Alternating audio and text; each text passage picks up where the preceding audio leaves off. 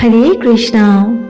আমাৰ সকলোৰে জ্ঞাত যে প্ৰত্যেকটো একাদশীৰ ব্ৰতেই আমি কেৱল পৰমেশ্বৰ ভগৱান শ্ৰীকৃষ্ণক প্ৰসন্ন কৰাৰ উদ্দেশ্য কৰিয়েই পালন কৰা উচিত। একাদশী ব্ৰত পালন কৰাৰ অন্তৰালত আমি ভক্তিময় কাৰ্যসমূহ বৃদ্ধি কৰা তথা ভক্তি কৰিবলৈ উৎসাহ বৃদ্ধি কৰাৰ প্ৰয়াস কৰাৰ এক দৃঢ় মানসিকতা থাকিব লাগে। ভক্তিময় কাৰ্য যেনে শ্ৰৱণ, কীৰ্তন, ভগৱানৰ নাম জপ, শাস্ত্ৰ অধ্যয়ন কৰা, ভক্তৰ সংগ কৰা, বৈষ্ণৱৰ সেৱা কৰা ইত্যাদি ইত্যাদি। ইয়াৰ ফলস্বৰূপে এই একাদশী ব্ৰত পালন কৰি আমি পৰমেশ্বৰ ভগৱান শ্ৰীকৃষ্ণৰ কৃপাৰ অধিকাৰী হৈ পৰিম। চ'ত মাহৰ কৃষ্ণপক্ষৰ একাদশীক পাপ মোচনী একাদশী বুলি কোৱা হয়। ইয়াৰ নামৰ দ্বাৰাই স্পষ্ট হয় যে ই সমস্ত পাপ হৰণকাৰী অথবা সমস্ত পাপ নাশ কৰোতা একাদশী তিথি। আৰু 2026 বৰ্ষৰ এই পবিত্ৰ পাপ মোচনী একাদশী তিথি পৰিছে অহাকালিলৈ, অৰ্থাৎ 15 মাৰ্চ দেওবাৰে। ব্ৰহ্মাণ্ড পুৰাণত এই কথা উল্লেখ আছে যে এবাৰ যুধিষ্ঠিৰ মহাৰাজে ভগৱান শ্ৰীকৃষ্ণক জিজ্ঞাসা কৰিলে যে চ'ত মাহৰ কৃষ্ণপক্ষত সমাগত হোৱা একাদশীৰ মহিমা কি? এই একাদশী ব্ৰত পালনৰ দ্বাৰা আমি কি ফল প্ৰাপ্তি কৰিব পাৰোঁ? ইয়াৰ উত্তৰত ভগৱান শ্ৰীকৃষ্ণই ক'লে, হে ৰাজেন্দ্ৰ, সমস্ত জীৱৰ কল্যাণৰ অৰ্থে মই আপোনাক এই একাদশীৰ মহিমাৰ কথা ক'বলৈ লৈছোঁ। এই একাদশীৰ প্ৰভাৱৰ ফলত মনুষ্যৰ সমস্ত পাপ নাশ হৈ পৰে আৰু এনে ব্যক্তি অতি গুণৱান আৰু ধাৰ্মিক হৈ পৰে। সেইবাবে ইয়াৰ ধ্যানপূৰ্বক শ্ৰৱণ কৰক। এই একাদশীৰ কথা আছিল এনেধৰণৰ। প্ৰাচীন কালত এখন অতি সুন্দৰ উপবন আছিল। ফুলেৰে সুশোভিত এই উপবনলৈ বহুবাৰ দেৱৰাজ ইন্দ্ৰও আহি বিহাৰ কৰিছিল। আৰু এই উপবনতে চ্যৱন ঋষিৰ পুত্ৰ তথা মহাদেৱৰ পৰম ভক্ত মেধৱী ঋষিয়েও তপস্যা কৰি আছিল।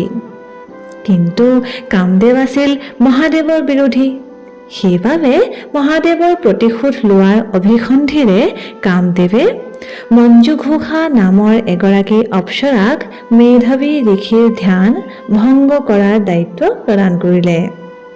তাই আছিল এগৰাকী অত্যন্ত সুন্দৰী অপ্সৰা, যিয়ে নিজৰ অংগী ভংগীৰে ঋষিৰ ধ্যান ভংগ কৰাৰ সম্পূৰ্ণ প্ৰয়াস কৰিলে।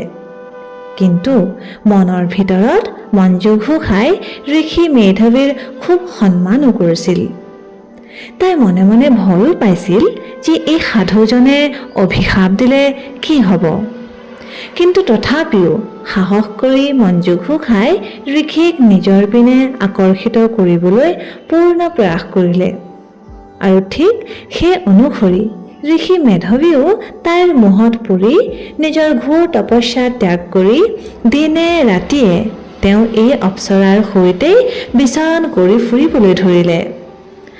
আৰু নিজৰ কাৰ্যত সফল হোৱাৰ অন্তত এদিনাখন মঞ্জুঘোষাই দেৱলোক যাবলৈ অনুমতি মাগিলে।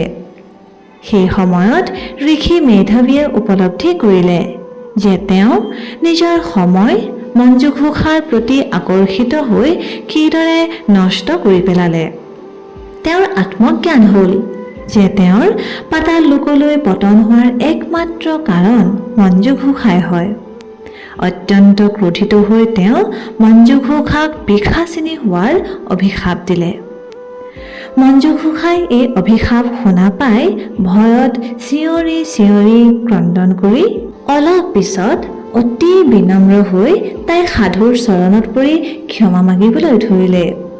অত্যন্ত দুখী অৱস্থাত কঁপি কঁপি তাই ঋষিক এই শাপৰ পৰা মুক্ত হোৱাৰ উপায় জিজ্ঞাসা কৰিলে। তেতিয়া কৰোণাবশতঃ মেধৱী ঋষিয়ে তাইক পাপমোচনী একাদশীৰ ব্ৰত পালন কৰিবলৈ উপদেশ দিলে, যাৰ ফলত তাই যিকোনো ধৰণৰ অসুৰজনী অথবা পিশাচ যোনিৰ পৰা মুক্ত হৈ পৰিব পাৰিব। মেধৱী ঋষি যেতিয়া পুনৰ আশ্ৰমত উপস্থিত হ'ল, তেতিয়া তেওঁৰ পিতৃ চয়ন ঋষিক এই ঘটনাৰ বিষয়ে সমস্ত বিৱৰি ক'লে।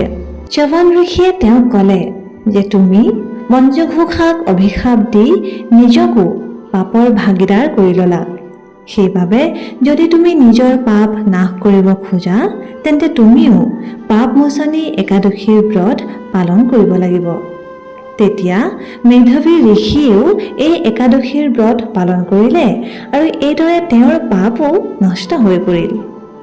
এই ব্ৰতৰ পালনৰ ফলত মঞ্জু ঘোষায়ো পিশাচজনীৰ পৰা মুক্তি লাভ কৰিলে আৰু তাই পূৰ্বৰ স্বৰূপ প্ৰাপ্তি কৰি স্বৰ্গলোকলৈ ঘূৰি গ'ল। সেইবাবেই এই কথাৰ পৰা আমি বুজিব পাৰোঁ যে যি ব্যক্তিয়ে শ্ৰদ্ধাপূৰ্বক আৰু ভক্তিভাৱেৰে এই একাদশী ব্ৰত পালন কৰে তেওঁ মহা পাপৰ পৰাও মুক্তি লাভ কৰে।